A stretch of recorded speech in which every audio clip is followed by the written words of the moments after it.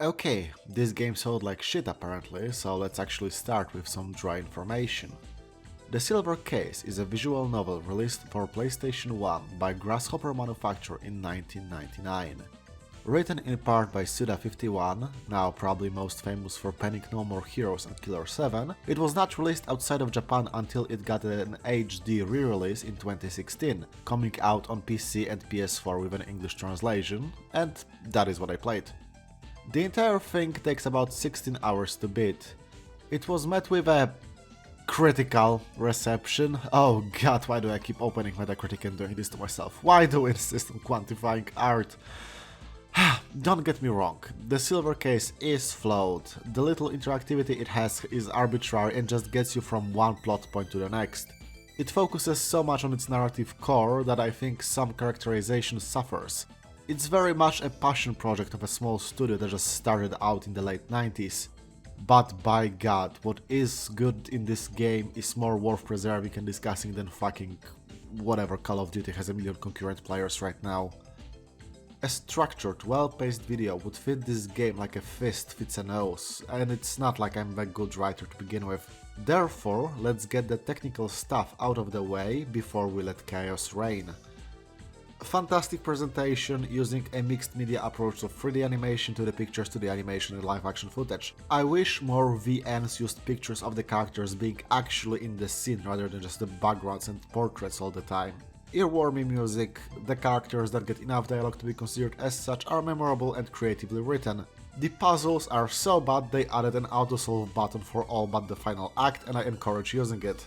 And now that the pleasantries are out of the way, the information age! We live in it, we have been living in it for decades now, and Suda was intrigued enough by this new era of life that we enter to create a whole game about it. Because ultimately the Silver Case is a game about information, its creation, spread and control. The game has two storylines, both taking place in a fictional manufactured metropolis of 24 worlds, a city planned from the top down, designed to be a new capital of Japan. The first story, Transmitter, is about an officer of the heinous crime unit named after you, a typical quiet protagonist that is meant to be a stand-in for the player. The HCU is a sort of police force tasked with curbing crime in the bud and not letting it spread by any means necessary. Criminality is referred to as a virus that gets transmitted by knowledge and media.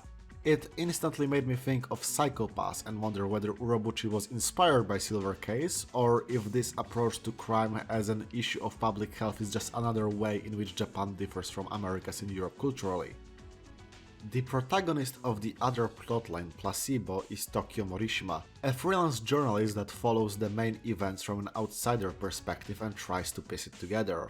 He is a living incarnation of depression in all but name, with his daily routine consisting of waking up late, walking up to his computer and sitting in front of it working until late at night, surrounded by empty cans and cigarette butts. Sometimes talking to his pet turtle or maybe leaving his house once a week. This is the second time I related this hard to a fictional character and I do not like it. Both a detective and a journalist are, by the nature of their employment, tasked with gathering information. But information is such a broad term, isn't it? So what does Silver Case focus on? Statistical data? Memories? Knowledge? Media and manipulation thereof? Fictional stories like fairy tales? Genetic information? Education? Sensory data? History? Dreams? Manipulation of how information can be made through micro and macro changes that influence the way infrastructure works in a major city? The internet? Private information of people leaking? Ideas spreading and forming entire ideologies and societies? Yes, to all of the above. There honestly seems to not be a single moment in the dialogue where some form of information is not discussed, and never in a condescending teaching the audience tone. You might just play through the entire game thinking it's about a cop and a journalist solving crimes. Granted, you probably wouldn't like it very much. Information is the core of our society, our identity, how we communicate what we feel. Both the acts of sharing and withholding information are intentional ones, and both have place in everyday life.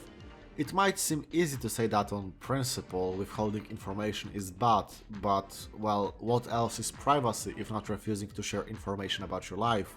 Can this small act of preventing information spread not be used as a justification for a government-level program of information control, aiming for the highest level of public health and safety? I do say our society, and I think that was just as true as when the game was made. Suda 51 did not set the game in some far-off year of the future, but in 1999, the year that the game initially came out. The city of 24 worlds might be fictional, but none of its problems and solutions are. There might not be a pre-designed city being built right now, or guys with cybernetic eyes, but there are means to a narrative end more than a crux which would make the questions of the Silver Case inapplicable to our reality. The design of the UI also reminds you of how the characters are surrounded by technology at every moment, in case you forgot that is also true of you. Going on a bit of a tangent here, but what even is the information age? One might say that, like with the atomic, industrial, bronze or iron ages before it, it is named after the most powerful weapon of that era, but information has always been of extreme value. The Cold War, lying squarely in the atomic era, was waged through espionage and proxy wars, not to mention atom bombs only exist because of knowledge on how to process and use fissile material. The totalitarian states of the 20th century aimed to gain absolute control by disassembling and reassembling the very identity of their citizens. Caesar has a cipher named after him, used to hide information from enemy eyes even if intercepted. And the more our knowledge about the world develops, the more it turns out we are nothing but bundles of information ourselves, both genetic and memetic. So perhaps this is the final stage of societal evolution, an endless tug of war between which information should and should not be made public to ensure an ideal operation of a person, a city, a country. You could pretty much go full utilitarian and turn ethics into calculus with this sort of an approach, boiling people down to data. The only thing that changed in contemporary times is the fact that technology has developed to the point where that fact is visible and pretty much common knowledge. In philosophy, there are three big, broad strokes fields of study: ethics, ontology, epistemology. The first one needs no introduction.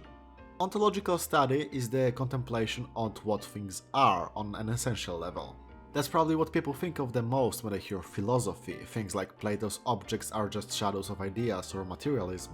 Epistemology, on the other hand, are questions on what knowledge is and how can we be sure about what we know. As a favorite example of mine, imagine there are 100 coins on your desk. What you don't know is that all but one of them are very good replicas. Somebody asks you what a coin is and to point at an example. Completely unknowingly, you point to the one real coin on the desk during your explanation. Can it be said that you properly identified it as a coin? Can you really say you knew it was a coin if you thought the same of all the surrounding not coins? The Silver Case is epistemology in the form of fiction. It never addresses such problems, ideas or authors in the field directly, but it operates under the same principles, letting the player figure out the boundaries of what is and isn't knowledge based on a series of, frankly, cruel twists and turns. And the basis of that is denying you, personally, information. By you, I of course mean the character you named when the game asked you, what's your name? The silent protagonist, the player stand-in, the playable character of the main story that takes place within the events that make the entire plot go around, transmitter. And that you learns fucking nothing. The events happen so fast that at the best you can intuit what is going on, but several times you are forced to act with zero idea what the fuck is even going on. And you can't even ask because, again, silent protagonist, and that aspect is acknowledged by other characters. The silence is not there to project your own questions onto its deafening in-universe lack of sound. You can't even be sure of what level of fantasy the world operates on. You encounter ghosts a few times throughout the game, but whether that's a literal encounter or just an intuitive feeling on the feelings of people who died recently is left ambiguous. At the end of one case, you have to kill the perp and another detective, Kusabi, goes on around, "Come on, big dick, kill the past, kill him and free yourself." And all I can think of is, well, why? What's happening? I can intuit something important is happening because of the build-up, but I have never seen nor heard of this person in my entire fucking life. Similarly, in another case, you get put through a 100-question kumite by another detective. By which I mean you get asked 100 questions, out of which maybe 5 relate to the case at hand. And mind you, you didn't even get confirmation on the answers to any of these except for the most basic premise of the mystery. So you need not only to watch out for the actually important questions in a sea of unrelated bullshit, but pretty much guess at what the correct answer to them is. Who died? What's the capital of France? What's the name of the son of Homer Simpson? Who killed them? Who came first, Mickey Mouse or Donald Duck? The answers to all that come in the other plotline, Placebo. Tokyo Morishima, being the outsider that he is, actually has the time and brain power to take the pieces and put them together into a flowing, coherent narrative. But because he is an outsider, he also has no direct influence on the events and can only make sense of them after they have happened. He tells you who you shot as Big Dick or what the answers to all the important questions from the Kumite were. He's the philosophy professor asking you if you knew that you pointed to the right coin. And well, did you? Or was that just a complete accident and you just intuited where the story was going? What is the line between knowledge and making a shot at the dark, hoping for the best? And that is probably the biggest issue with the information society that we live in, both right now and in 1999. Creating a perfect society requires access to perfect information. Obtaining perfect information is, well, let me just say, good fucking luck. Not only are we tied down by the imperfections of human perception, but also biases of perspective that don't need to be right or wrong at any level. Probably the best portrayal of that is, again, Tokyo Morishima. You meet him as an NPC in the Transmitter story and he looks nothing like his portrait in Placebo. So, which version is the correct one? Transmitter? Placebo? Both? Neither. That imperfection of humanity is addressed as well. Not in some moralist condescending way like, oh, we're all selfish thieves and whores, but simply the fact that we all possess a certain nature and we must accept ourselves first before even thinking of improving ourselves. To say someone imperfect can create perfection by manipulating the information that composes other people is kinda silly, isn't it? I don't necessarily agree with the doctrine that a person cannot create something greater than themselves, but perfection is a pretty tall fucking order. There is a reason why nowadays it's common to believe perfection doesn't exist outside of mathematics. Any attempt at creating a perfect information that serves as the basis of a new idea of a person and society is ultimately destined to be hamstrung by the imperfections of its creators. And even then, iterations of the same information are bound to be warped by the perception of people using said idea. The idea of Kamui Uehara, the serial killer who was the perpetrator of the titular Silver case, is used by several copycats in the story to surpass him, and each have their own spin on the hope his actions brought them, but ultimately none of them accomplished the goal of creating perfection on, well, any level. And those actions were, of course, the arc words of the Silver case and the thematic series the games it started. Kill the past, kill it before it kills you, Kako Okurus.